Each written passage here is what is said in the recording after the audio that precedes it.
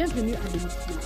Contrairement aux idées reçues d'après lesquelles dans un couple, les femmes sont les seules responsables des problèmes de conception, les hommes peuvent également avoir leur part de responsabilité.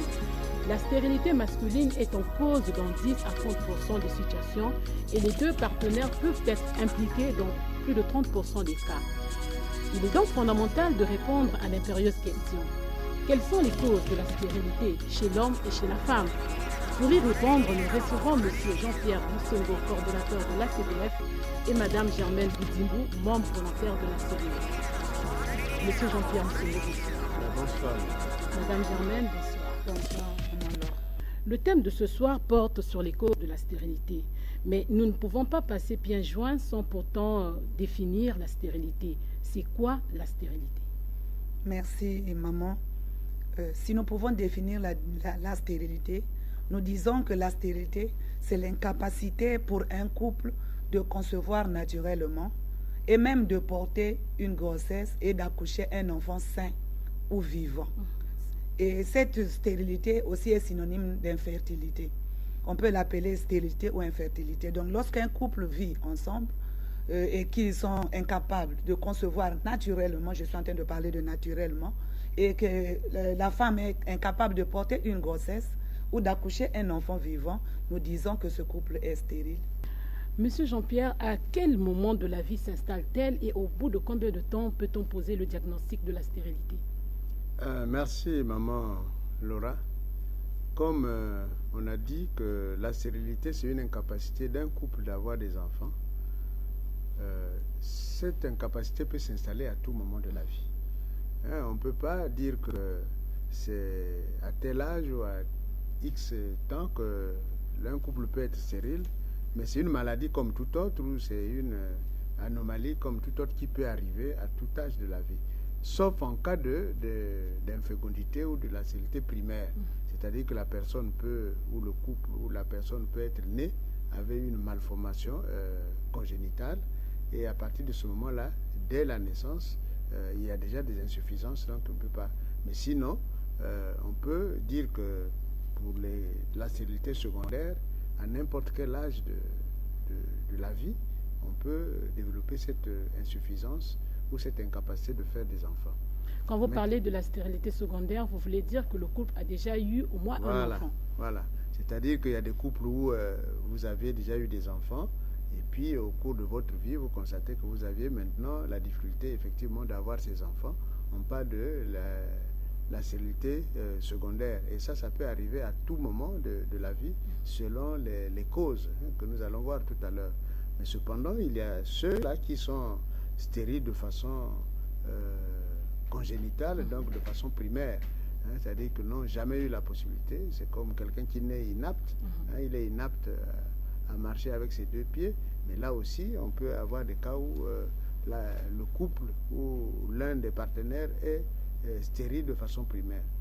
Maintenant, dire, parce qu'il arrive qu'on dise, bon, mais le couple est ensemble, ils n'ont pas d'enfants, et puis on se précipite à dire que bon, le couple est stérile. Non, il y a quand même certaines conditions qu'il faut remplir. Il faut être avec le partenaire pendant une période donnée, 1 à 2 ans, et que vous viviez normalement, que vous aviez des rapports sexuels normaux. Et si à la suite de toutes ces conditions-là, il n'y a pas d'enfant, en ce moment-là, on peut déclarer que le couple est stérile. Vous avez parlé de la stérilité primaire, de la stérilité secondaire, mais je voudrais... Oui, Madame Germaine, j'aimerais ajouter quelque chose à propos de l'âge où on peut penser être stérile. Parce que très souvent aussi, nous recevons des cas des jeunes filles de 18 ans qui consultent parce qu'elles se disent déjà qu'elle n'a pas d'enfant. À ces âges-là, on ne peut pas déjà penser que la personne est stérile, comme a dit le cordeau, parce que physiologiquement, on se dit que la femme est mature à partir de 18 ans. Donc, si elle n'a pas encore atteint 20 ans, par exemple, si elle n'est pas admise dans un foyer où elle cohabite déjà avec l'homme pendant au moins 2 ans, donc avant 20 ans, on ne peut pas déjà penser être déjà stérile parce que la vie, donc la maturité a commencé à 18 ans. Donc, autour de 20 ans, si seulement à 18 ans, elle avait intégré un foyer et qu'elle a des rapports qui sont réguliers, parce que là, nous parlons de la fréquence des rapports aussi, parce qu'il faudrait qu'on nous relevons ce point. La fréquence des rapports sexuels aussi compte dans le diagnostic de la stérilité. Ça ne sera pas normal qu'une femme qui ne cohabite pas avec un homme et qui n'a pas régulièrement des rapports sexuels et des rapports sexuels fréquemment, en ce moment-là, on ne peut pas déjà poser le diagnostic. Nous prenons les cas, par exemple, nous sommes à Pointe-Noire où il y a des marins, où ils ont 2 semaines en mer, 2 semaines à terre. Donc ça déjà, après 2 ans, on peut constater que la fréquence des rapports sexuels n'a pas été celle que nous pensons être. Parce que les 2 semaines où ils passent en mer, parfois c'est cette période-là où la femme était prête pour... Madame Germaine, vous parlez de la fréquence des rapports sexuels. D'après vous, cette fréquence des rapports sexuels doit être de, je ne sais pas moi, de combien de fois ou... Mais un couple, par exemple, qui a besoin d'un enfant, il ne peut pas faire 1 semaine sans s'accoupler. Donc, ils peuvent avoir des écarts de 2 jours seulement. Donc, tous les 2 jours, ils doivent avoir un rapport sexuel puisqu'ils sont en train de chercher un enfant. Mais une femme qui voit l'homme, par exemple, 1 fois la semaine ou 1 fois toutes les 2 semaines, ne peut pas dorénavant être proclamée stérile parce que chez elle, les rapports sexuels n'ont pas été régulés. Les rapports sexuels n'ont pas été... Oui, monsieur le parce que pour appuyer Maman Germaine, vous savez qu'on n'est pas fécond tout le long du cycle. Tout le long du cycle. Il y a une période propice pour laquelle la femme peut être féconde. Et souvent, on parle de la période de fécondité. Bon, si vous avez par exemple un homme qui n'est pas régulier avec vous, par coïncidence, vous risquez tout le temps d'avoir des rapports sexuels au moment où la femme n'est pas dans la période féconde. Elle a pris l'exemple des marins qui vont en mer et que de temps en temps, le programme du mari est fait de telle sorte qu'au moment où il revient sur terre et a des rapports sexuels avec sa femme, pendant que la femme n'est pas en période féconde. Vous voyez, à partir de ce moment-là, on ne peut pas dire que le couple est stérile. C'est pourquoi il parle de la notion de régularité. Si réellement le problème est constaté, identifié dans le couple, mais l'un des conseils qu'on doit donner, c'est la régularité des rapports. Peut-être qu'il faut demander à ce monsieur-là de prendre un congé, d'essayer d'être avec sa femme pendant les 30 jours, parce qu'on ne sait pas toujours à quel moment c'est déjà une solution. Va arriver. Monsieur Jean-Pierre, nous voulons rester un instant sur le diagnostic. Qui doit poser le diagnostic? Est-ce le couple? Est-ce la famille? Est-ce le médecin? Qui doit poser le diagnostic finalement? Bon, le diagnostic doit être posé finalement à l'hôpital. Ça ne doit pas être posé, mais seulement il y a déjà des indices. Des indices qui peuvent commencer en famille. C'est-à-dire que le couple lui-même, en fait, c'est le couple. Là, vous parlez de la famille, ce n'est pas le problème de la famille. C'est en fait un problème. Mais c'est ce que nous constatons. Le problème de la stérilité ne reste pas que dans le cas de la famille, du couple, je voulais dire. Voilà, mais parce que la décision doit partir du couple. Supposons que le couple, par rapport à leur programme de vie, se dise que, bon, mais nous allons avoir un enfant telle année, par rapport à la situation qu'ils connaissent eux-mêmes, où le mari n'a pas encore de boulot, où la femme est en train d'être encore à l'école. Donc les conditions n'étant pas réunies, donc ne peuvent décider de ça que le couple. C'est ce qui fait que lorsqu'ils ont décidé, si l'enfant n'arrive pas, en ce moment-là, on peut dire que, et eux déjà, ils peuvent s'inquiéter pour dire que on veut d'un enfant mais qui ne vient pas. Mais celui qui est à l'extérieur ne sait pas ce qui se passe à l'intérieur du foyer. Donc les membres de la famille, qui sont des frères, des sœurs et tout, ne savent pas quelle est la décision, quel est le programme de vie qu'il y a dans le couple. C'est pourquoi nous disons que ça doit partir du couple. C'est le couple qui manifeste, qui identifie, qui manifeste son besoin d'avoir un enfant. Et s'il trouve que l'enfant n'arrive pas, c'est en ce moment-là qu'ils se font la démarche ensemble d'aller vers un centre de santé, poser leurs problèmes. Et si on regarde certaines conditions telles qu'on vient de dire, en ce moment-là, on peut dire, bon, vous avez certainement un problème. Avant d'aborder l'aspect lié aux causes, j'aimerais que nous ouvrions une petite parenthèse. Il y a des femmes qui conçoivent, mais dont les grossesses n'arrivent jamais à terme. Si elles arrivent malgré tout à terme, elles ne donnent que des morts-nés. Quelle conclusion tirer dans pareil cas? Vous voyez que par la définition que Maman Germaine a dit, c'est que la stérilité, c'est le fait de ne pas, porter une grossesse ou de ne pas avoir un enfant finalement. Donc, il peut arriver que la femme soit féconde, c'est-à-dire qu'elle a été fécondée, l'œuf est formé, mais son organisme n'a pas la possibilité de garder cet œuf-là et se développer. Il y a des cas comme ça qui arrivent, c'est-à-dire que l'œuf ne peut pas s'implanter. c'est un problème. Il faut donc penser que c'est vrai qu'elle est féconde, mais au niveau du développement de l'œuf, jusqu'à avoir un enfant, la femme n'a pas ces capacités-là, ou l'utérus a des problèmes, au niveau de l'utérus il y a des problèmes, ou au niveau du col il y a des problèmes, parce que lorsque l'enfant se développe, il faut que le col soit réellement fermé. Vous voyez? Donc ça, c'est aussi un problème à régler, parce qu'en définitive, ce n'est pas le fait qu'elle est conçue, mais en définitive, on veut qu'elle ait un enfant à terme. Vous voyez? Mais il y a des gens aussi qui, quelquefois, la grossesse peut aller jusqu'à terme. Mais l'enfant qui naît est, comme vous l'avez dit, est mort-né. Là aussi, il y a des causes. C'est ainsi que lorsqu'une femme porte une grossesse, dès les premiers mois, on leur demande d'aller en consultation prénatale pour qu'on ait la possibilité d'identifier un problème donné qui peut faire que l'enfant peut-être ne soit pas viable à la naissance. Vous voyez? Il y a des gens qui vont jusqu'à terme, malheureusement. L'enfant a dû être contaminé par sa mère d'une infection comme la syphilis. L'enfant va sortir macéré, donc déjà mort-né, parce qu'il a été attaqué dans le ventre de sa mère. Donc, dans ce domaine, on dit qu'une femme qui porte une grossesse, même dès les premières semaines, devrait déjà commencer à aller consulter un agent de santé pour un bon suivi, pour qu'on l'accompagne jusqu'à 9 mois et qu'elle accouche normalement. Parlons à présent des causes. Madame Germaine, quelles peuvent être les causes de la stérilité chez la femme? Les causes de la stérilité chez la femme sont nombreuses. La femme peut avoir des problèmes au niveau de son ovaire. Il peut y avoir une malformation congénitale, c'est-à-dire que la femme est née avec des ovaires qui ne se sont pas développés. Donc cette femme-là, dans sa vie, ne pourra pas donner des ovules qui seront fécondés. La malformation peut se situer aussi au niveau de l'utérus. Vous parlez de l'ovaire, Madame Germaine. Quelle est la relation entre les ovaires et le fait d'avoir un enfant? La relation qui existe entre les ovaires et le fait d'avoir un enfant, c'est que les œufs, c'est-à-dire les ovocytes ou les ovules que la femme pond chaque mois, sont fabriqués au niveau de l'ovaire. Et donc, vous comprendrez que lorsque l'ovaire n'est pas correctement développé, il n'aura pas donc la maturation des ovules pour qu'elle puisse avoir une ovulation chaque mois. C'est pourquoi je parle de la malformation des ovaires, par exemple. Et ça, ce sont des problèmes qui sont donc des problèmes congénitaux. Et il peut aussi avoir une malformation au niveau de l'utérus, parce que la relation qu'il va avoir aussi entre la venue de l'enfant et l'utérus, c'est que lorsque l'ovule sera fécondé, c'est au niveau de l'utérus que l'enfant viendra se développer. Et donc déjà, si au niveau de l'utérus, il y a une malformation, c'est difficile que cette femme-là puisse avoir des enfants. Donc, en dehors de ces problèmes qui sont congénitaux que je vous ai cités, il y a aussi un autre problème où la femme doit être incapable donc d'avoir des ovules parce qu'elle a un problème, par exemple, hormonal.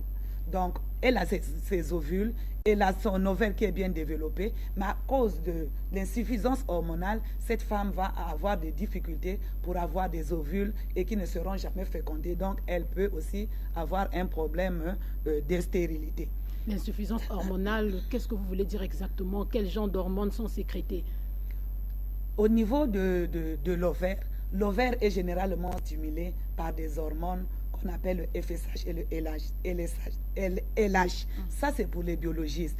Et c'est ça qui fait qu'il y ait des ovules qui mûrissent au niveau des ovaires. Et lorsque ces hormones-là ne sont pas en quantité suffisante, généralement, la femme a des problèmes d'ovulation. C'est pourquoi je parle de l'insuffisance hormonale. Et donc, c'est tout un cycle qu'il y a. Et les ovules elles-mêmes qui sont donc libérées, qui vont mûrir, aussi au même moment, produisent aussi les hormones qu'on appelle les oestrogènes et les progestérones, qui vont à leur tour aussi stimuler donc l'organe qui est au niveau du cerveau pour que le cycle demeure.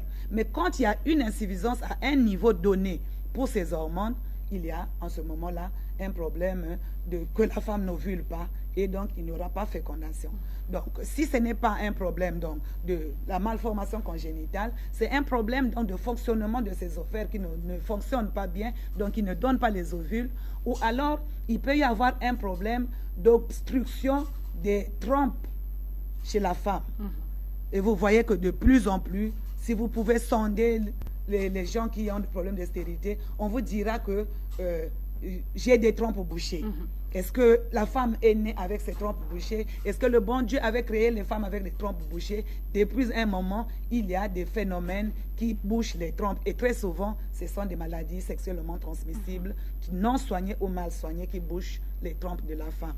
Et si ce n'est pas à ce niveau-là, il peut y avoir en ce moment l'absence de la glaire cervicale. Le cycle dont je vous ai parlé, au même moment, pendant que les ovules sont en train de mûrir, la femme a au niveau de son organe, au niveau de son vagin et au niveau du col, la présence de la glaire cervicale. Et cette glaire cervicale doit être filante. Elle est filante lorsque la femme, par exemple, met son doigt, elle retire, elle est capable de tirer comme ça jusqu'à cette distance, et au milieu, là, il y a un fil qui tend. Ça ne se casse pas facilement, c'est cette glaire-là qui est productive. Et lorsque la femme a une glaire qui ne s'étire pas, ça veut dire que cette femme-là peut avoir des problèmes de stérilité. Parce que cette qualité de glaire ne peut pas transporter les spermatozoïdes vers l'ovule. Parce que la présence de la glaire veut dire, la glaire filante, veut dire que dès que le spermatozoïde est déposé dans le vagin, automatiquement ça remonte parce que ça constitue comme les rails pour les spermatozoïdes. Donc lorsqu'il y a une absence ou une insuffisance de glaire cervicale, la femme peut aussi avoir des problèmes de stérilité. En dehors de ces problèmes-là, on peut aussi avoir... Mais est-ce que la mauvaise qualité de la glaire cervicale peut aller aussi dans ce sens? Mais c'est la même chose lorsque je parle de l'absence, de l'insuffisance et de la mauvaise qualité. Non, vous avez dit l'insuffisance et l'absence, voilà, justement. Il y a l'insuffisance, il y a l'absence et la mauvaise qualité. Parce que quand ça devient... Ce n'est pas une glaire qui est filante, ça veut dire qu'elle est mauvaise, elle est de mauvaise qualité. Donc, elle est pâteuse en ce moment. Quand les spermatozoïdes arrivent, ils ne glissent pas facilement, ils s'embourbent comme s'il y avait de la boue en ce moment-là. Et ça ne peut pas permettre à une femme de tomber enceinte. Et donc, en dehors du fait qu'il y a ce problème-là de glaire cervicale, il peut y avoir un problème au niveau du col. Lorsque la femme, le cordon l'a dit, lorsque la femme est enceinte, le col est hermétiquement fermé. Mais il arrive parfois que les femmes qui peuvent porter des grossesses, c'est pourquoi vous avez posé la question sur les femmes qui tombent enceintes et qui, quelque temps après, les grossesses n'arrivent pas à terme. Et il y a une maladie ou un défaut qu'on appelle la béance du col. Donc le col est ouvert. Au lieu que ça se ferme, ça reste ouvert. Et dès que la femme est enceinte, quelques mouvements ou je ne sais pas quoi peut faire que, en ce moment, le fœtus puisse couler facilement. Et donc, les femmes qui ont des problèmes, donc des avortements spontanés, nous les classons aussi dans le cas des femmes stériles parce qu'elles sont incapables de porter une grossesse jusqu'à l'accouchement. Et aussi, la complication des avortements provoqués. C'est vrai, certains diront, non, mais moi j'ai l'habitude d'aller faire mes avortements dans des cliniques ou je sais pas, à l'hôpital, mais lorsque la personne qui est en train de curer fait entrer sa curette, il ne voit pas jusqu'où il est en train de gratter. Et il y a des femmes aujourd'hui qui ont des problèmes de stérilité parce qu'au niveau de son utérus, on avait tout enlevé pratiquement parce qu'au niveau de l'utérus de la femme, il y a une villosité. Et lorsque tout ça s'est rasé, l'utérus devient lisse et donc l'enfant ne peut plus s'adhérer. C'est là où nous parlons donc du défaut d'implantation de l'œuf au niveau de l'utérus. Donc au niveau de la femme, il y a beaucoup de causes. En dehors de ça aussi, il y a certaines femmes qui créent ou produisent un problème d'immunité contre les spermatozoïdes de l'homme. C'est-à-dire, sans se rendre compte, pour ces femmes-là, par exemple, vous allez vous dire, bon, elle n'avait jamais vu une vie sexuelle avant, elle n'était jamais en contact, par exemple, avec une bactérie qui l'a infectée et qui l'a rendue stérile, mais c'est tout simplement parce que dans l'immunologie, elle a développé une immunité contre les spermatozoïdes, et lorsque elle a formé donc des anticorps contre les spermatozoïdes, dès que les spermatozoïdes entrent chez elle, et les anticorps commencent à bouffer tous les spermatozoïdes et elle ne sera jamais enceinte. Et donc ces anticorps vont se comporter exactement comme la bactérie ou le microbe qu'on appelle le chlamydia, qui a pour rôle de bouffer les spermatozoïdes, que ce soit au niveau de l'homme, que ce soit au niveau de la femme. Et donc voilà les causes que j'ai pu donc cerner pour la stérilité féminine. Mais est-ce qu'on peut aussi parler des règles douloureuses? Est-ce qu'on peut dire que les règles douloureuses peuvent constituer une cause de stérilité? Non, les règles douloureuses n'ont rien à voir avec la fécondité. Elles sont douloureuses, pourquoi? Parce que ce que nous devons rechercher quand la femme a des règles douloureuses, c'est qu'est-ce qui fait qu'elle est mal? Pourquoi, quand elle a ses règles, elle a mal? Parce qu'elle peut avoir son ovulation, elle peut avoir sa glaire cervicale, mais lorsque les règles sortent, elle a mal. Et ça ne peut pas causer le problème de stérilité, à moins que les règles douloureuses soient dues à la présence des fibromes, par exemple, utérins. En ce moment-là, les fibromes sont la cause d'une stérilité chez la femme. Vous avez parlé de la malformation utérine, de l'infection des trompes, mais qu'en est-il de la présence des kystes et des fibromes dans les ovaires, monsieur Jean-Pierre? Effectivement, maman Germaine vient de l'aborder. Hein. Vous voyez, lorsqu'on a des kystes ovariens, c'est-à-dire que le kyste est à l'origine quelquefois du dysfonctionnement d'un ovaire. Et si l'ovaire ne fonctionne pas correctement, ça veut dire qu'il ne peut pas produire les ovules. Donc, par conséquence, la femme peut être stérile. Un fibrome peut se développer dans l'utérus de la femme. C'est un muscle qui peut prendre des tailles assez variées. Il y a des kystes qui sont à 2 kg, à 3 kg, à 5 kg. Donc, occupe déjà la cavité utérine. Donc, lorsque le fibrome occupe déjà la cavité utérine, cela veut dire que l'enfant ne peut pas se développer, même s'il a eu fécondation, mais le début d'une nidation peut avoir lieu et que l'œuf qui se développe soit gêné par la présence d'un fibrome. À partir de ce moment-là, cette femme-là peut être stérile.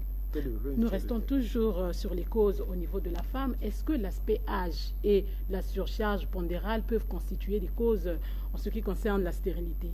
L'âge n'a en réalité pas de relation avec la stérilité, à moins qu'on confonde l'âge au moment où la femme, nous l'avions dit dans les émissions passées, qu'à un certain âge, la femme ne produit plus les ovules parce qu'elle rentre en période de ménopause. Ça n'a rien à voir. Si elle est dans la ménopause, on sait que c'est classé, ce n'est plus, on parle plus de problème de stérilité. Donc, en gros, l'âge n'a pas un problème autour de la stérilité. En dehors du fait que, selon l'âge, maman Germaine aussi l'a dit, qu'avant 20 ans, par exemple, l'organisme de la femme est en train de se développer, n'est peut-être pas encore en bonne maturité, et que peut-être les ovaires n'ont pas encore commencé à fonctionner, mais on ne peut pas déjà parler de la stérilité en ce moment-là. Donc, en conclusion, je voulais dire que l'âge n'a rien à voir avec le développement de la stérilité, surtout que les causes sont vraiment un peu sont ailleurs par rapport à l'âge. Le poids de la femme également. Le poids de la femme, sinon toutes les femmes qui seraient grosses, obèses ne porteraient pas. Non. Le fonctionnement des ovaires de l'utérus n'a rien à voir avec. Sauf dans le cas où, peut-être que c'est un gros fibrome qu'elle porte, et ça montre qu'elle a un gros ventre, et que c'est le fibrome qui est. Mais ce n'est pas vraiment son poids naturel, parce qu'il y a des femmes qui sont de façon naturelle très grosses, mais elles portent bien des enfants. Je voudrais revenir sur un point que Mme Germaine venait d'aborder. Il y a des femmes qui disent qu'elles ont fait des examens, elles ont tout fait, mais aucune cause pour prouver la stérilité. Et pourtant, elles n'ont jamais eu de vie sexuelle. Mme Germaine a souligné un point disant qu'il y a parfois des anticorps qui sont développés dans le corps de la femme.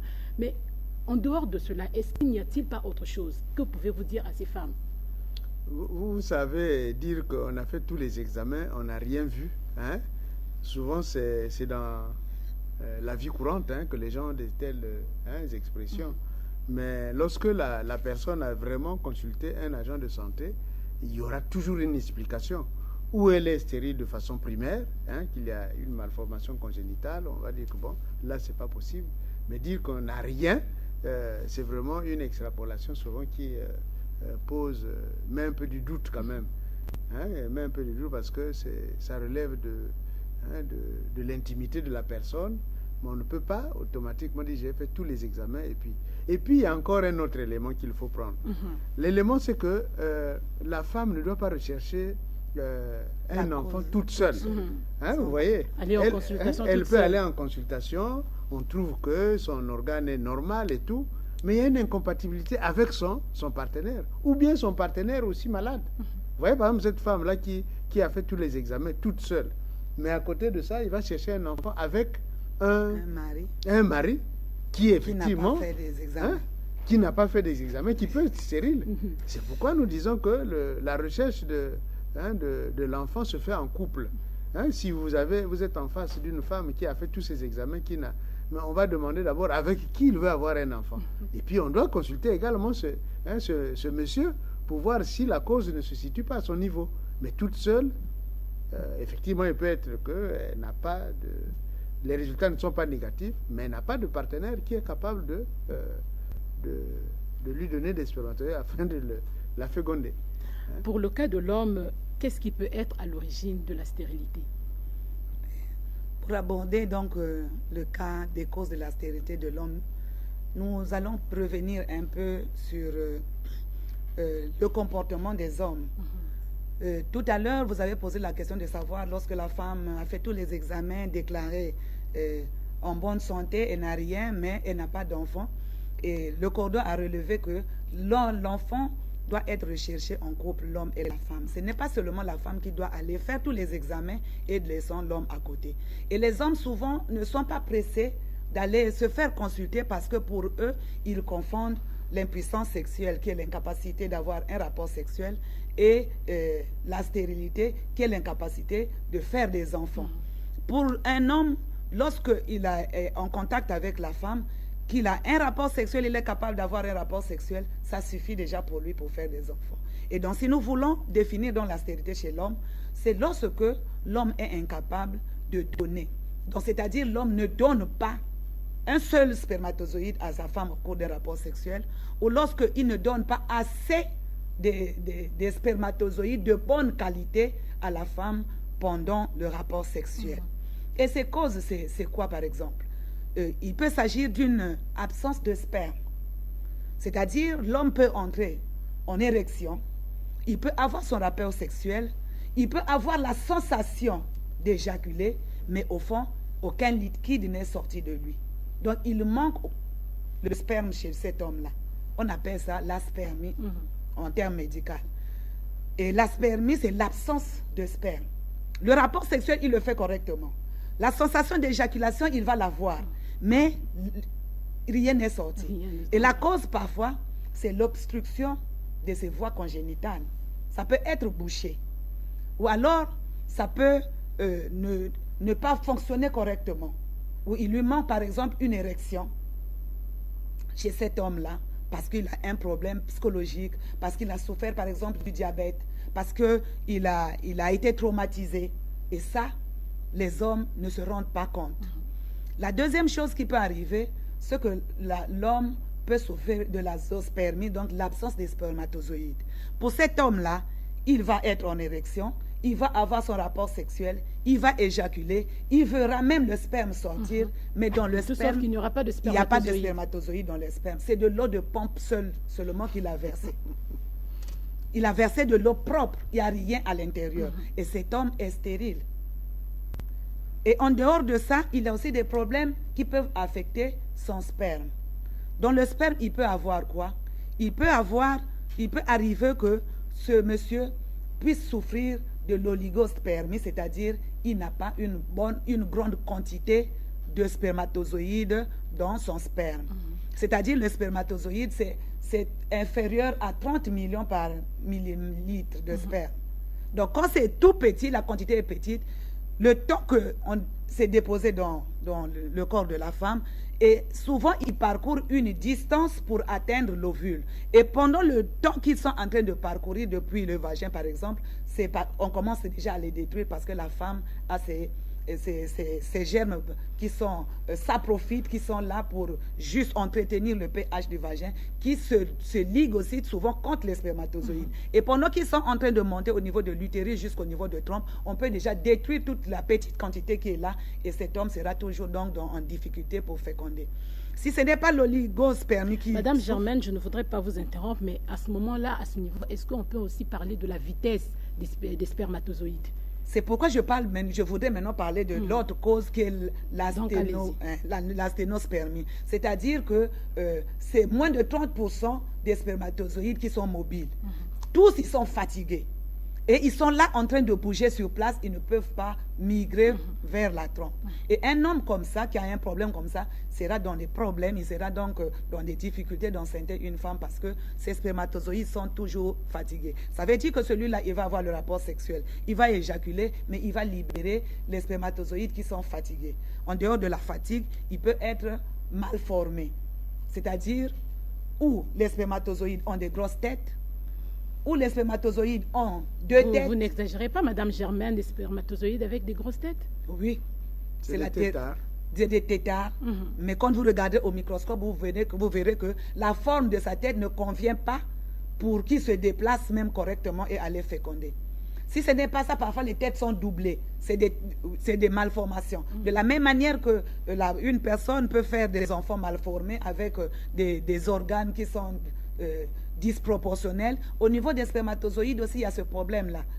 La tératospermie, où les spermatozoïdes, où ils n'ont pas de queue, les queues sont courtes, alors que les flagelles là devront être longs, très longs, pour qu'ils puissent migrer facilement. Mais lorsque c'est court, ça ne pourra pas marcher. Donc, un homme aussi peut avoir ces trois problèmes au même moment. Il y a donc insuffisance, donc il y a l'oligo, il y a l'asténo et il y a la térato aussi, spermie. Et un homme comme ça ne peut jamais donner un enfant à une femme, ne peut pas enceinter une femme. Et il y a aussi un autre problème, c'est que j'ai parlé de l'obstruction des voies congénitales ou spermatiques. En ce moment-là, c'est les infections sexuellement transmissibles qui bougent carrément ces conduits et l'homme ne peut pas, le spermatozoïde ne peut pas sortir pendant le rapport sexuel. Il y a aussi une maladie que les hommes parfois négligent, c'est la varicocèle, donc l'inflammation de testicules ou l'orchite aussi, mais parfois la varicocèle n'est pas douloureuse. Donc l'homme va constater que c'est un peu enflé, mais ça ne lui dit rien. Et en ce moment-là, ça peut affecter les testicules au point où ils ne peuvent plus produire le sperme, la quantité de sperme qu'il faut. Voilà ce qui peut causer la stérilité chez les hommes. Est-ce que le fait de s'exposer à la chaleur peut aussi constituer une cause de stérilité ou favoriser un dysfonctionnement au niveau de l'organe de l'homme? Oui, ça c'est des petites dispositions qu'il faut comprendre. Les testicules sont toujours extérieurs au corps. C'est-à-dire que même chez l'homme, si vous avez des testicules qui ne sont pas descendus de l'abdomen, c'est-à-dire que les testicules sont à l'intérieur de l'abdomen, et l'abdomen chauffe tellement et que ça peut détruire le testicule, donc la formation des spermatozoïdes ne peut pas se faire normalement. Et c'est pourquoi on dit que certaines personnes qui ont des problèmes déjà de stérilité, il y a des petits conseils qu'on leur donne.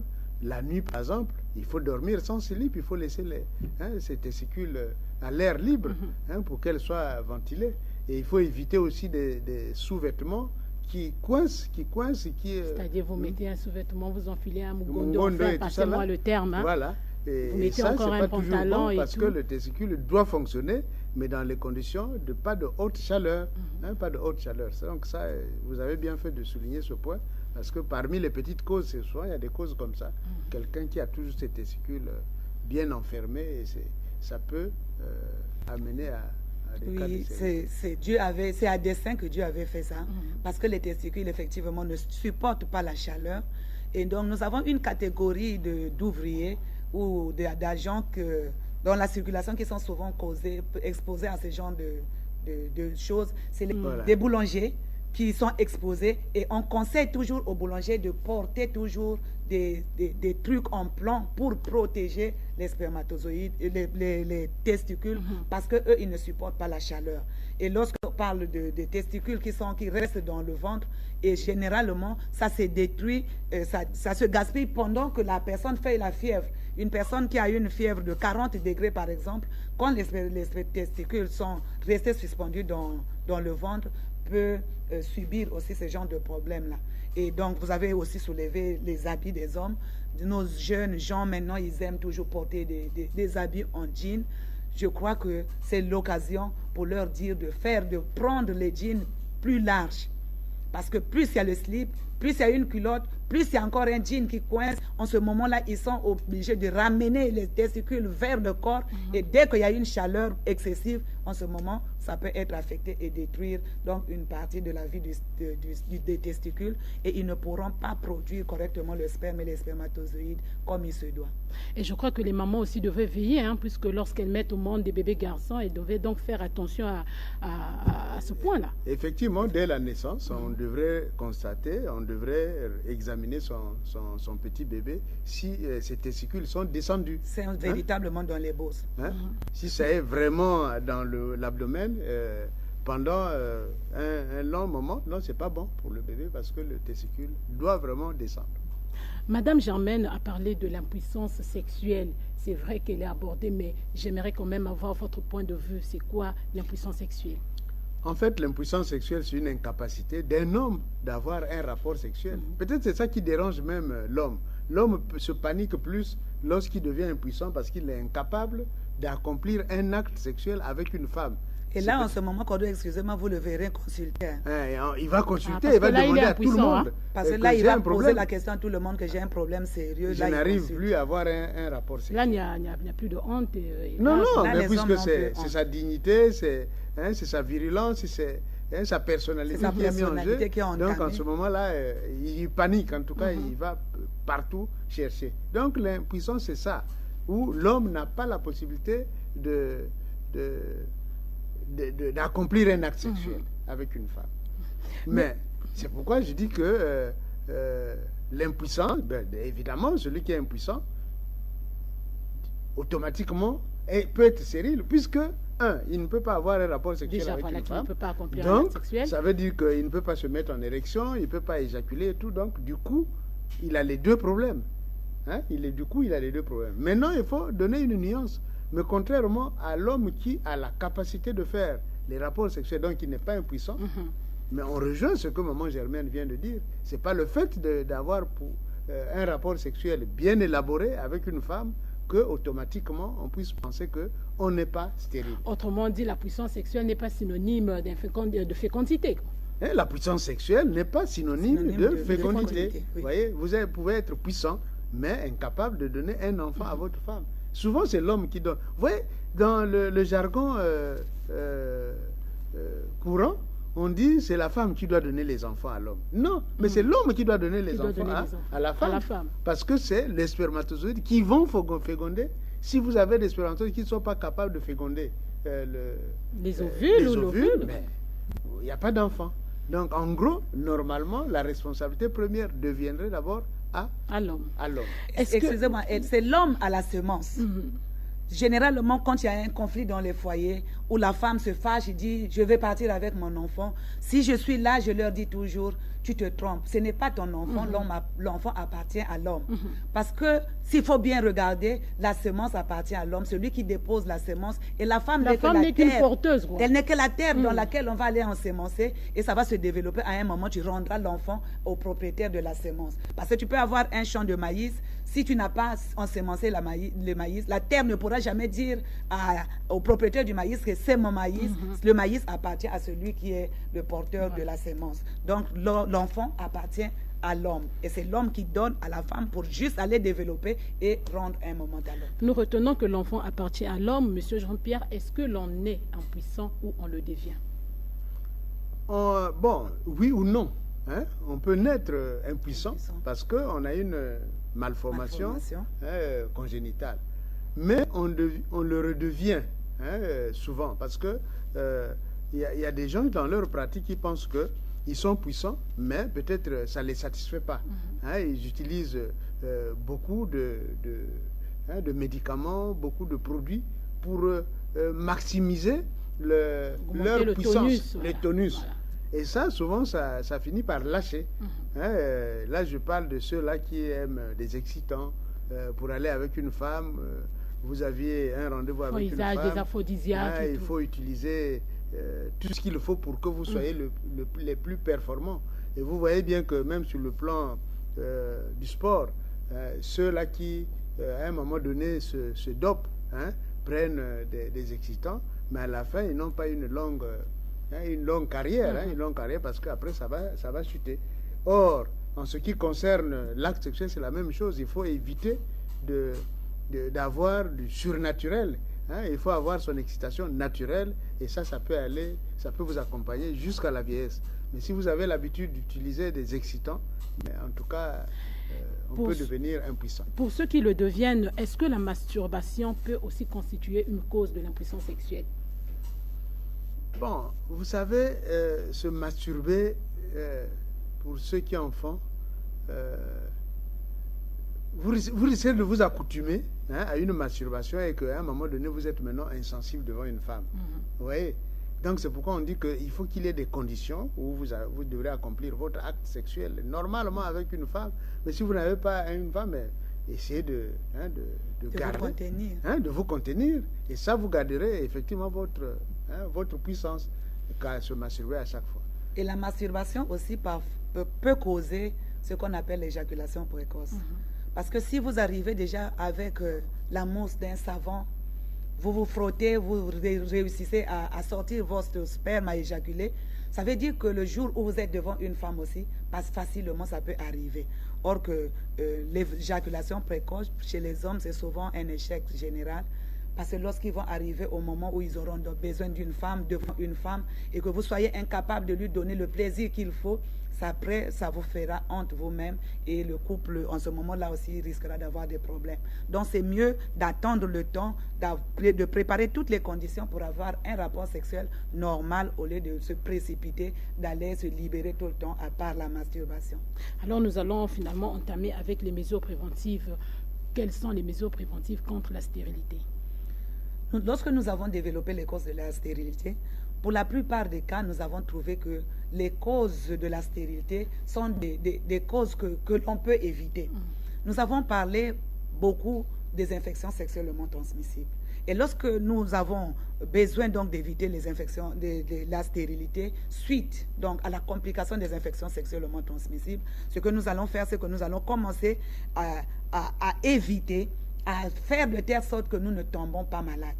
Donc, éviter les infections sexuellement transmissibles, c'est aussi un moyen d'éviter les grossesses non désirées.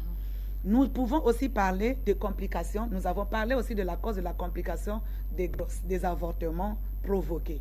Pourquoi nous provoquons les avortements? C'est parce que nous avons été victimes d'une grossesse non désirée, parce que toutes les fois qu'une femme ou un couple avorte, ça veut dire qu'en amont, ils n'avaient pas voulu de cette grossesse.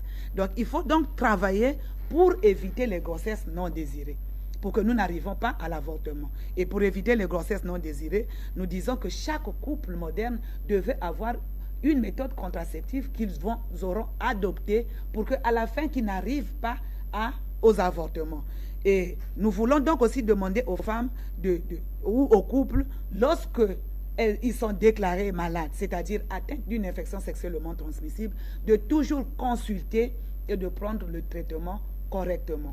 Parce que et prendre le traitement en couple. En couple. Le traitement des infections sexuellement transmissibles doivent se prendre en couple. Parce qu'un membre du couple ne peut pas tomber malade et prétendre que l'autre est en bonne santé. En ce moment, les deux donc prennent le traitement, vont consulter, prennent le traitement en couple. Et il faut aussi bien suivre le traitement et faire même le contrôle pour qu'on regarde si l'infection est véritablement éradiquée. Parce que nous voyons souvent lorsqu'ils ont commencé, ou par exemple chez l'homme, où souvent les manifestations commencent chez l'homme très rapidement, dès qu'il a le premier signe, il va donc demander des conseils, on lui donne un traitement et il le fait en cachette. Par contre, la femme reste sans être traitée et les signes chez la femme apparaissent beaucoup de temps plus tard, 3 mois, 6 mois plus tard, et vous continuez encore à avoir le rapport sexuel. Et jusqu'en ce moment-là, c'est juste les signes que vous avez calmé la maladie. Nous aurons bien voulu continuer avec les mesures préventives, mais le temps qui nous est imparti fait défaut. Monsieur Jean-Pierre, nous allons conclure, mais parlez-nous de la prise en charge au niveau de la clinique de la CBF en quelques secondes. Avant d'arriver à la clinique de la CBF, la prise en charge devrait commencer à la maison, dans le couple. C'est-à-dire qu'à chaque fois que les gens ont ce problème-là, ils devraient de façon sereine discuter, regarder le contour de la situation et décider en couple d'aller se faire consulter. Et lorsqu'ils arrivent au niveau de notre clinique, en tout cas notre souhait c'est de les recevoir à deux.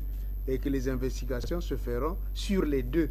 Le traitement se donnera pour les deux et ils suivront le traitement à deux. Voilà ce que je peux dire. Donc c'est le couple qui doit décider. Tant que la personne vient seule au niveau de notre clinique, on ne pourra pas avoir la solution. Monsieur Jean-Pierre Msongo, merci. Madame Germaine Ogoudimbu, merci. C'est la fin de notre entretien. Merci de l'intérêt que vous accordez à cette émission. Excellente suite de programme sur Canal 7. Urgence Santé vous fait gagner en santé. Au revoir. Plus d'infos sur canal-7.net.